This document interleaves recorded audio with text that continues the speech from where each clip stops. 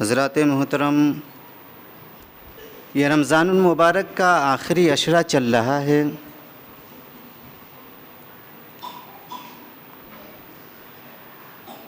اور آخری عشرہ میں ہم سب کے پیارے آقا علیہ الصلاۃ والتسلیم کثرت کے ساتھ عبادت کیا کرتے تھے، کیونکہ اسی آخری عشرے میں شب قدر آتی ہے۔ وہ شب قدر جس میں قرآن مقدسہ کا نزول ہوا، وہ شب قدر جو 1000 مہینوں سے بہتر ہے،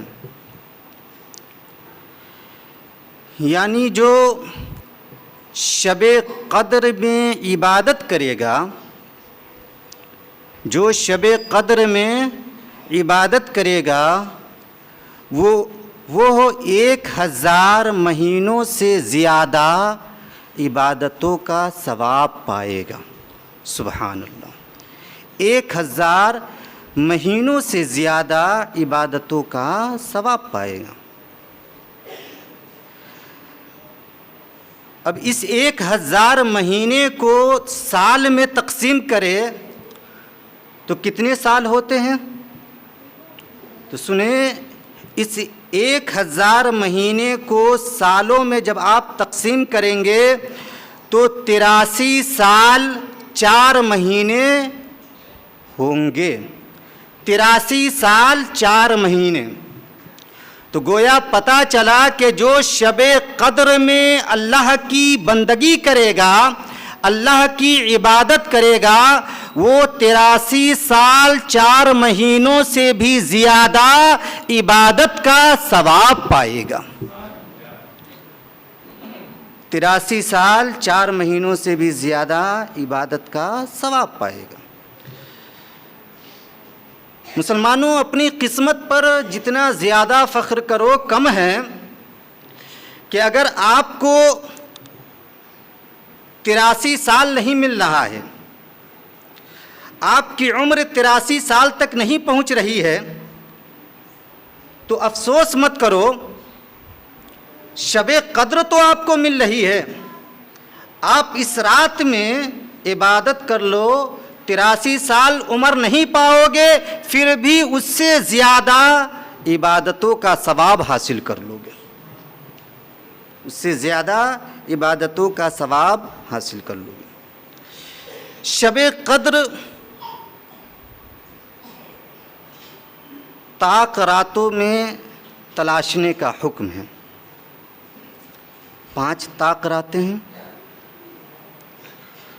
ویسے اکثر علماء کرام کا اس بات پر اتفاق ہے کہ شب قدر 27ویں کی رات ہے، رمضان المبارک کی 27ویں رات ہی شب قدر ہے۔ ترمذی شریف کی روایت ہے، قیامت تک کے مومنوں کی ماں حضرت عائشہ صدیقہ رضی اللہ تعالی عنہا کہتی ہے کہ میں نے حضور کی بارگاہ میں عرض کیا، یا رسول اللہ، اگر مجھ کو معلوم ہو جائے کہ یہ شب قدر ہے، اگر مجھ کو شب قدر معلوم ہو جائے تو میں اس رات میں کیا کروں؟ تو رسول کریم علیہ الصلاۃ والتسلیم نے ارشاد فرمایا کہ اس رات میں تم کثرت کے ساتھ یہ دعا پڑھا کرو، اللہم انک عفو تحب العفو فاعف عنی، یعنی اے اللہ، تو معاف فرمانے والا ہے اور معاف فرمانا تجھے پسند بھی ہے، لہٰذا تو مجھے بھی معاف فرما دے، میری خطاؤں کو بھی معاف فرما دے۔ بیہقی شریف کی روایت ہے، حضرت انس رضی اللہ تعالی عنہ کہتے ہیں کہ رسول پاک علیہ الصلاۃ والتسلیم نے ارشاد فرمایا کہ جب شب قدر آتی ہے تو حضرت جبرائیل علیہ السلام فرشتوں کی جماعت کے ساتھ اس زمین پر اترتے ہیں اور ہر اس شخص کے لیے دعائے مغفرت کرتے ہیں جو کھڑا ہو کر یا بیٹھ کر اللہ کے ذکر میں مشغول رہا کرتا ہے، اللہ کے ذکر میں مشغول رہا کرتا ہے، اللہ کا ذکر کیا کرتا ہے۔ لہذا شب قدر کی ہم قدر کریں اور اس رات میں زیادہ سے زیادہ عبادت کریں۔ جب روزہ داروں کو عید الفطر کا دن نصیب ہوتا ہے تو اللہ تعالیٰ فرشتوں کے سامنے اپنے اس بندوں پر اظہار خوشی فرماتا ہے، فرشتوں کے سامنے اپنے بندوں پر اظہار خوشی فرماتا ہے اور فرماتا ہے اے میرے فرشتوں اس مزدور کی کیا اجرت ہے جو اپنا کام پورا کر لے۔ تو فرشتے رب کی بارگاہ میں عرض کرتے ہیں اے میرے پروردگار، اس مزدور کی اجرت یہ ہے کہ اسے پورا معاوضہ دیا جائے، اسے پورا معاوضہ دیا جائے۔ تو اللہ تعالیٰ فرماتا ہے اے میرے فرشتوں گواہ ہو جاؤ، میں اپنے بندوں کی دعاؤں کو بھی قبول فرماؤں گا اور اس کے گناہوں کی بھی مغفرت فرما دوں گا۔ سبحان اللہ، اس کے گناہوں کی بھی مغفرت فرما دوں گا۔ اور جب بندہ نماز عید ادا کر لیتا ہے تو اللہ تعالیٰ فرماتا ہے اے میرے بندو اب اپنے گھروں کو لوٹ جاؤ، اس لیے کہ میں نے تمہارے گناہوں کی مغفرت فرما دیا ہے اور تمہاری برائیوں کو نیکیوں میں تبدیل فرما دیا ہے۔ سبحان اللہ۔ رسول پاک فرماتے ہیں کہ اس کے بعد بندہ اس حالت میں عیدگاہ سے اپنے گھر کو لوٹتا ہے کہ اس کے گناہ معاف ہو چکے ہوتے ہیں۔ سبحان اللہ، اس کے گناہ معاف ہو چکے ہوتے ہیں۔ اور جب نماز عید کے لیے آئے تو کچھ کھا کر آیا کریں۔ بخاری شریف کی روایت ہے، حضرت انس رضی اللہ تعالی عنہ فرماتے ہیں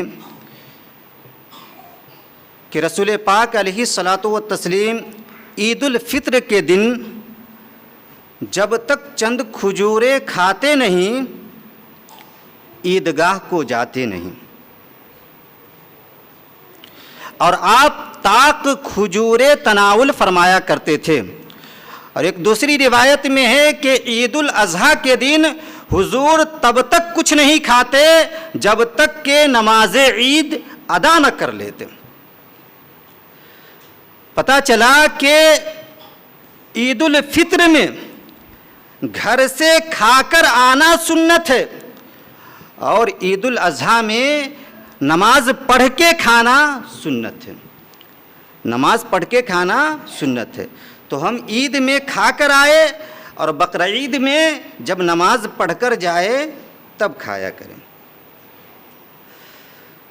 اور بخاری شریف کی روایت یہ بھی ہے کہ حضرت جابر رضی اللہ تعالیٰ عنہ کہتے ہیں کہ حضور عید کے دن 2 مختلف راستوں سے آتے اور جاتے تھے۔ مطلب یہ کہ عید کے دن حضور ایک راستے سے تشریف لاتے تھے اور پھر دوسرے راستے سے اپنے گھر تشریف لے جایا کرتے تھے۔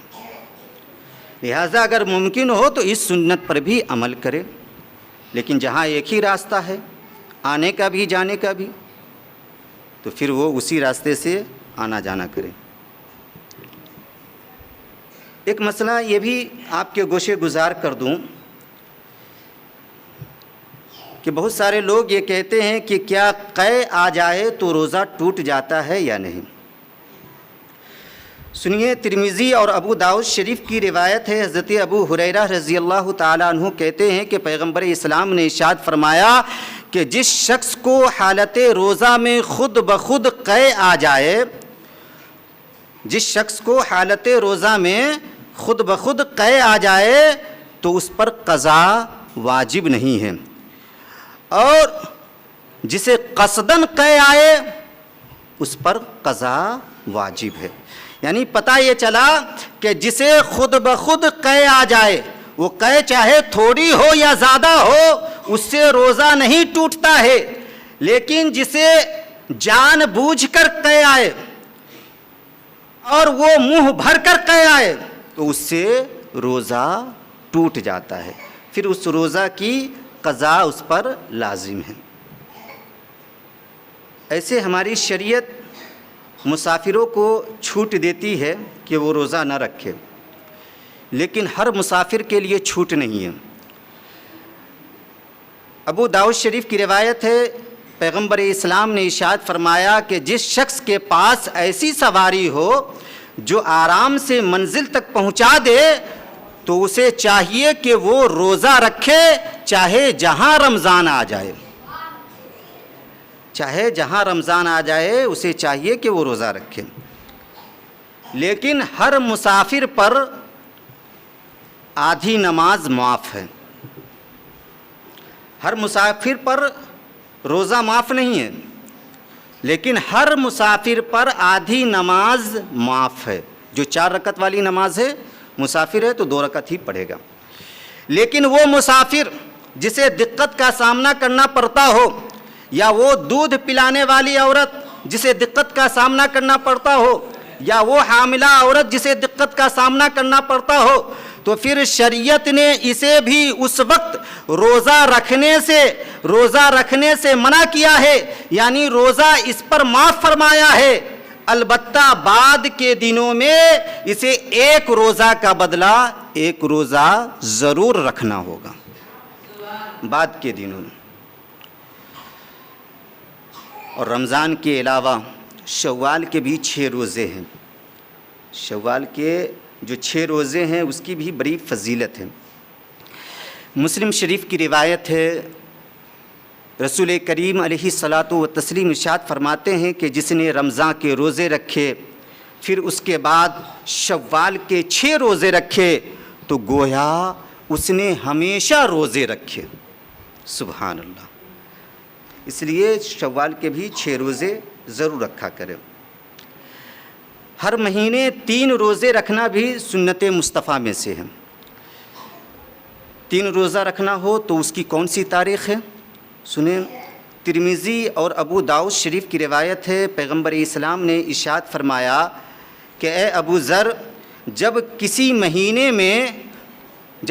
مہینے میں 3 روزے رکھنا ہو تو تم 13، 14 اور 15 تاریخ کو روزہ رکھا کرو۔ سبحان اللہ۔ یعنی چاند کی 13، 14 اور 15 تاریخ کو روزہ رکھنا ہر مہینے میں یہ سنت مصطفیٰ میں سے ہے۔ لہٰذا ہم سنت مصطفیٰ کی ادائیگی کرتے رہے، لیکن اس بات کو بھی ذہن میں بیٹھا لے کہ سال میں 5 دن ایسے آتے ہیں جس میں روزہ رکھنا منع ہے، روزہ نہیں رکھنا چاہیے۔ شوال کی 1 تاریخ جسے ہم عید کی تاریخ کہتے ہیں یا عید کا دن کہتے ہیں، اور ذی الحجہ کی 10ویں، 11ویں، 12ویں اور 13ویں تاریخ، یعنی بقرعید جس دن ہم قربانی کرتے ہیں اس تاریخ سے لے کر 13 تاریخ تک، ان 5 دنوں میں روزہ رکھنا منع ہے۔ سال میں صرف یہ 5 دن آتے ہیں جس میں روزہ رکھنا منع ہے، باقی سال میں جب چاہے آپ روزہ رکھ سکتے ہیں۔ اللہ تعالی ہم سب کو